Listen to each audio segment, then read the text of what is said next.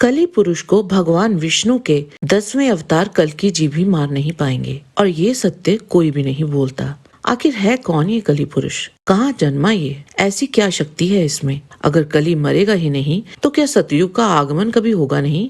कैसे होगा फिर कलयुग का अंत? आइए विस्तार से जानते हैं। श्री गुरु चरित्र के अनुसार एक समय ब्रह्मा जी अपनी समस्त नकारात्मक इच्छाओं जैसे लोभ, वासना, अहंकार आदि को अपने भीतर से दूर करने और स्वयं को पूर्णतः शुद्ध करने के उद्देश्य से गहन योग साधना कर रहे थे। वे गहरे ध्यान में लीन होकर अपने अंतःकरण से समस्त अशुद्धियों और विकृतियों का नाश करने का प्रयास कर रहे थे।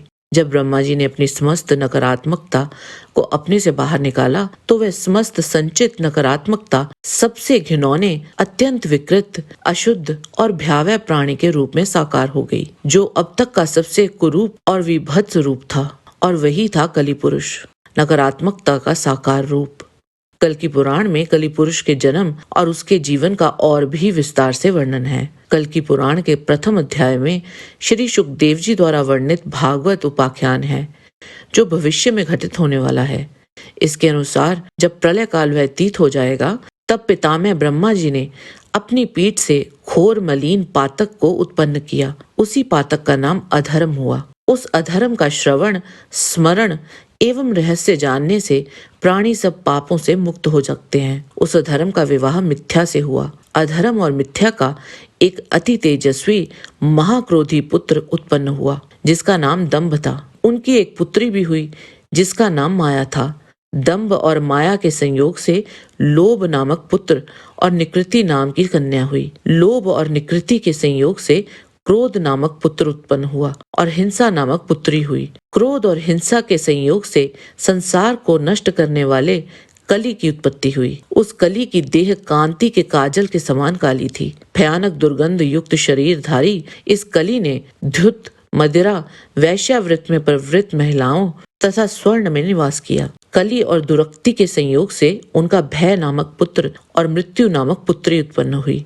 मृत्यु ने निरय नामक पुत्र और यातना नामक पुत्री को उत्पन्न किया। निरय और यातना के संयोग से हजारों पुत्र उत्पन्न हुए। इस प्रकार कली के कुल में बहुतेरे धर्म निंदकों की उत्पत्ति हुई। ये सभी आधि व्याधि, गलानी, दुख, शोक और भय के आश्रय को प्राप्त होकर यज्ञ, वैदिक और तांत्रिक कर्मों का नाश करने वाले हुए। कली राज के अनुचर यूथों ने चंचल और कामुक देह धारण किए। ये घोर दंभी, दुराचारी, मात्र पितृ हिंसक हुए। कली के प्रथम पाद में ही मनुष्य गण श्री कृष्ण निंदक हो गए। कली के द्वितीय पाद में लोग श्री कृष्ण के नाम को ही भूल गए। तीसरे पाद में वर्ण संकर उत्पन्न हुए और चौथे पाद में तो लोग सत्कर्म और ईश्वर को भी भूल गए। तब समस्त देवता आहार ना मिलने से पीड़ित होकर ब्रह्मा जी की शरण में गए। वहां जाकर सभी देवताओं ने कली के दोषों से जो धर्म की हानि हुई थी उसका संपूर्ण वृतांत निवेदन किया। ब्रह्मा जी बोले, मैं भगवान विष्णु की आराधना करके तुम्हारा सब मनोरथ सिद्ध करता हूँ। ब्रह्मा जी सभी देवताओं को साथ लेकर गोलोक पहुंच गए। वहां ब्रह्मा जी ने स्तुति की और देवताओं की कामना निवेदन की। तब भगवान ने देवताओं की दुख गाथा सुनकर ब्रह्मा जी से कहा कि मैं शंभल ग्राम में विष्णु यश के यहाँ उनकी पत्नी सुमति के गर्भ से उत्पन्न होऊंगा। तत्पश्चात भगवान श्री हरि विष्णु यश के द्वारा उनकी पत्नी के गर्भ में प्रविष्ट होकर भ्रूण रूप हुए और वैशाख शुक्ल द्वादशी के दिन भगवान ने अवतार लिया। कुछ समय व्यतीत हो जाने के उपरांत कलयुग के शासन में स्थित विशासन नामक नगरी में युद्ध करने की इच्छा करते हुए अपने अनुयायियों को युद्ध के लिए तैयार हो जाने के लिए कहा। तब वहां कितनी ही अक्षौणी सेना एकत्रित हो गई। इतने में ही वहां धर्म का आगमन हुआ। वह बहुत घबराए हुए थे। कल्कि जी ने धर्म से उनके आगमन का कारण पूछा। धर्म बोला, हे प्रभु, मैं ब्रह्म स्वरूप धर्म आपके वक्ष स्थल से उत्पन्न हुआ हूँ। आपके अवतार का प्रत्यक्ष प्रभाव देखने के निमित्त ही यहाँ उपस्थित हुआ हूँ। मेरे द्वारा सभी प्राणियों के कार्यों की सिद्धि होती है। मैं यज्ञ फल प्रदान करके साधु जन का अभीष्ट पूर्ण करता हूँ। इस समय शक, कंबोज, शबर आदि कलियुग के शासन में रहते हैं। कली क्रम के कारण मैं उस बलवान कली से भी हारा हुआ हूँ। इसीलिए मैं आपके चरणों की शरण में उपस्थित हुआ हूँ। कल्कि जी धर्म से बोले, हे धर्म, इधर देखो, सतयुग का आगमन हो चुका है। तुम्हें यह विदित ही है कि मैंने ब्रह्मा जी द्वारा प्रार्थित होकर ही यह देह धारण किया है। तुम भय को त्याग दो और अपने पुत्र एवं बांधवों सहित शत्रुओं पर दिग्विजय के उद्देश्य से प्रस्थान करो। मैं भी तुम्हारा साथ दूंगा।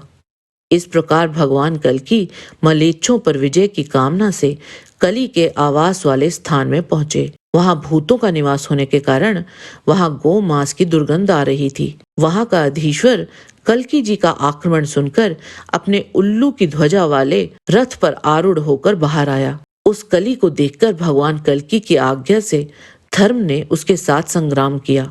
दंभ से ऋतौर और लोभ से प्रसाद भिड़ गया। क्रोध के साथ अभय और भय के साथ सुख का युद्ध होने लगा।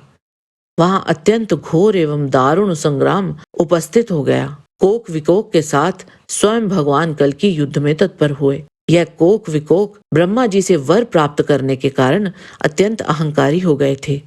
उन दोनों का भगवान के साथ प्रलयंकारी युद्ध आरंभ हो गया। इस प्रकार भयंकर युद्ध होता देखकर सतयुग सहित धर्म ने अत्यंत क्रोधपूर्वक कली से युद्ध प्रारंभ किया। तब कली इन दोनों की भीषण बाण वर्षा को सहन न कर पाया और अपने वाहन गधे को वहीं छोड़कर भागता हुआ अपनी पुरी में घुस गया।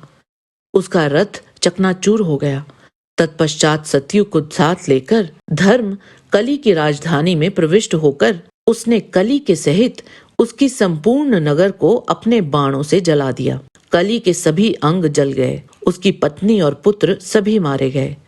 तब वह रोता हुआ अप्रकट रूप से अन्य वर्ष अर्थात कल्प में पलायन कर गया। कली तो वहां से गायब हो गया, परंतु कल्कि भगवान का कोक विकोक से युद्ध चलता रहा। बड़ी कठिनाइयों के बाद अंततः कल्कि जी के हाथों वे दोनों मारे गए। इस प्रकार विजय को प्राप्त हुए कल्कि जी अपनी विशाल सेना सहित आगे बढ़े और भल्लाट नगर पर आक्रमण कर दिया। उस नगर पर विजय पाकर कल्कि जी शशि ध्वज के नगर पहुंचे। उनका और शशि ध्वज का युद्ध बहुत प्रलयंकारी था। अंततः विजयी कल्कि भगवान ही हुए। कल्कि भगवान ने मुख्यतः अपने समस्त शत्रुओं पर विजय पाकर उनका अंत कर दिया था। केवल एक कली पुरुष ही ऐसा था जो कल्कि जी से पराजित अवश्य हुआ था, पर उनके हाथों मारे जाने से पहले दूसरे युग में प्रस्थान कर गया। कल्कि पुराण के अनुसार तो कली पुरुष मारा ना जा सका था। केवल कली का जो बुरा प्रभाव था और जो उसकी नकारात्मकता से प्रभावित थे, फिर चाहे वो कोई वस्तु हो या व्यक्ति, उन सब का सफाया कल्कि जी द्वारा कर दिया गया और सत्य, धर्म और न्याय को पुनः स्थापित किया। जय श्री कृष्ण। आज के वीडियो में बस इतना ही। आशा करते हैं कि आपको हमारा ये वीडियो पसंद आया होगा। कृपया इसे लाइक और शेयर अवश्य करें। किसी भी प्रकार की त्रुटि के लिए आप सबसे क्षमा याचना करते हुए आपसे निवेदन है कि प्रेम पूर्वक परम पिता परमात्मा को मन में धारण करें और बोलें, वैदिक सनातन धर्म की सदा ही जय।